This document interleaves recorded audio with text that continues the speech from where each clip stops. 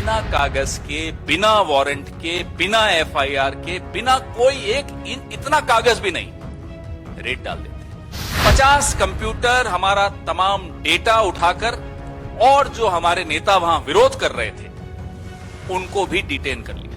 CBI, ED, income tax, वही काम केसीआर तेलंगाना में करते हैं, पुलिस, साइबर पुलिस और एसीबी।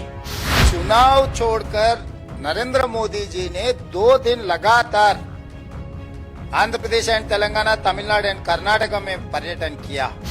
आज रघुराम राजन पर जो हमला बोल रहे हैं वो पहले अपने गिरेबान में झांक के देखें कि 8 साल में उन्होंने इस देश की अर्थव्यवस्था को कहां से कहां तक पहुंचा दिया। नरेंद्र मोदी जी को पता है भारत जोड़ो में क्या हो रहा है, हिंदुस्तान को जोड़ने के लिए।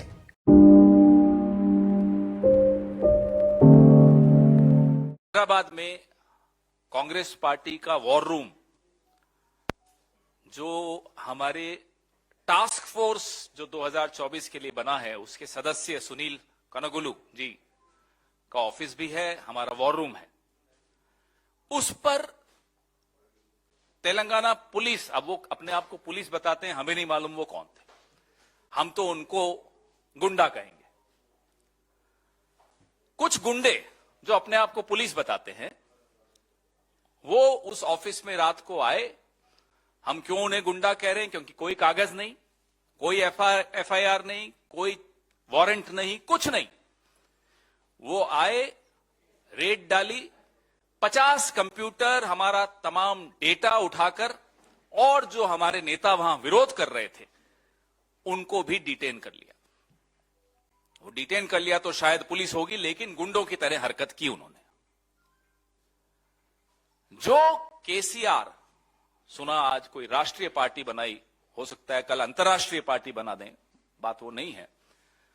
जो केसीआर दिल्ली के लिकर स्कैम में जब सीबीआई उनकी बेटी को नोटिस भेजती है या उनको तलब करती है, तब कहते हैं कि साहब ये कागज भी लाओ, वो कागज भी लाओ, पूरी कानूनी तरीके से करिए क्योंकि मेरी बेटी का मामला है। वही केसीआर जब अपने ऊपर बात आती है, जब विपक्ष कांग्रेस पार्टी, तेलंगाना की कांग्रेस पार्टी मजबूती से उनका विरोध करती है, बिना कागज के, बिना वारंट के, बिना एफआईआर के, बिना कोई इतना कागज भी नहीं, रेड डाल देती। फर्क क्या है मोदी जी में और केसीआर में? आजकल तो वो भी नए नए टोपियां लगाकर आ रहे हैं। आज हमने देखा एक काउबॉय हैट पहनकर आए। ये क्या माहौल इस देश का बनता चला जा रहा है?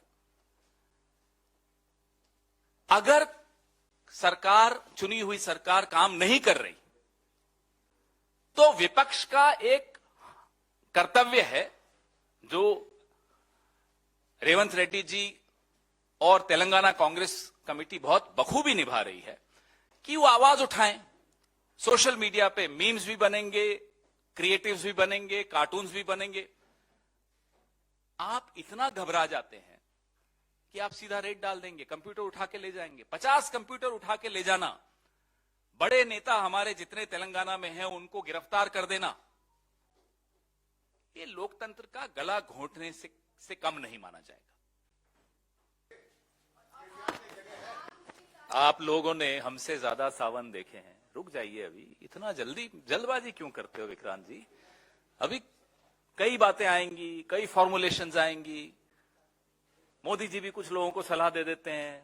आज जो हुआ वो मोदी जी की सलाह पे एक बीआरएस बन गया। ये बीआरएस थोड़े दिनों में वीआरएस होने वाला है, voluntary retirement scheme. Role model तो वही दिखते हैं। मैंने आपको बताया आज उनका पहने का टोपी, ऑफिस में काउबॉय टोपी, ये तो मोदी जी को उनसे सीखना चाहिए। मोदी जी ऑफिस में तो शायद नहीं पहनते होंगे। फिर अगर मोदी जी पर हम आरोप बार बार लगाते हैं और सही लगाते हैं कि वो एजेंसीज का दुरुपयोग करते हैं, सीबीआई, ईडी, इनकम टैक्स, वही काम केसीआर तेलंगाना में करते हैं, पुलिस, साइबर पुलिस और एसीबी। तो देखिए आप, बिल्कुल बराबरी, कंपटीशन चल रही है या जुगलबंदी चल रही है, ये हम नहीं जानते, ये आप लोग ज्यादा अच्छी तरह जानते होंगे। जनता पार्टी भूल जाती है कि पिछले 8 साल से सत्ता में वो खुद हैं। 8 साल की अपनी गलतियां, नोटबंदी क्या रघुराम राजन जी की सलाह से दी थी? 2000 का नोट मोदी जी लाए, छोटा मोदी सुशील मोदी कहता है कि 2000 से तो ब्लैक मनी आ रही है। ये क्या रघुराम राजन जी की सलाह पे था? आज तो रघुराम राजन जी आए हैं, थोड़े दिन पहले कर्नाटक में रामदास जी आए थे। कई लोग आना चाहते हैं भारत जोड़ो यात्रा में, अलग अलग क्षेत्रों के लोग, फिल्म इंडस्ट्री के लोग, माफ कीजिएगा वरिष्ठ पत्रकार भी हिम्मत जुटाने की कोशिश कर रहे हैं कि साहब हम नॉट एज जर्नलिस्ट, हम साथ में चलना चाहते हैं। आपके अपने बॉसेस कई लोग आना चाहते हैं, स्पोर्ट्समैन आना चाहते हैं, लेखक आना चाहते हैं। धीरे धीरे सबकी हिम्मत भी आ रही है बाकी लोगों की कि वो आए। आज रघुराम राजन पर जो हमला बोल रहे हैं, वो पहले अपने गिरेबान में झांक के देखें कि 8 साल में उन्होंने इस देश की अर्थव्यवस्था को कहां से कहां तक पहुंचा दिया। भारतीय जनता पार्टी एक सर्वे करवा रही है, भारत जोड़ो यात्रा किसी राज्य में घुसती है तब क्या सेंटिमेंट है, जब उस राज्य में चल रही होती है तब क्या सेंटिमेंट है, और जब निकल जाती है तब क्या सेंटिमेंट होता है। और मैं आपको बाद में बता भी सकता हूं कि कौन सी एजेंसी वो सर्वे कर रही है। जब खर्चा वो कर रहे हैं तो हमें क्या, हमें तो रिपोर्ट मिल जाएगी। जिसके पास पैसा है उसको खर्च करने दीजिए। रेवंत जी इस पे कुछ और बताना चाहेंगे आपको। सेंटिमेंट एनालिसिस बीजेपी करवा रही है, इतने घबराए हुए हैं कि किस राज्य में भारत जोड़ो यात्रा का क्या प्रभाव पड़ता है। रेवंत जी आप इसके बारे में कुछ और कहना चाहते हैं? इसके बारे में कांग्रेस पार्टी से जानकारी करने से पहले राहुल जी का साउथ इंडिया में कन्याकुमारी से लेकर तेलंगाना से पार नवंबर 8 को किया था। 4 प्रदेशों में, 5 प्रदेश, तमिलनाडु, कर्नाटका, केरला, आंध्र प्रदेश एंड तेलंगाना, ये 8 तारीख को, नवंबर 8 तारीख को खत्म हो गया।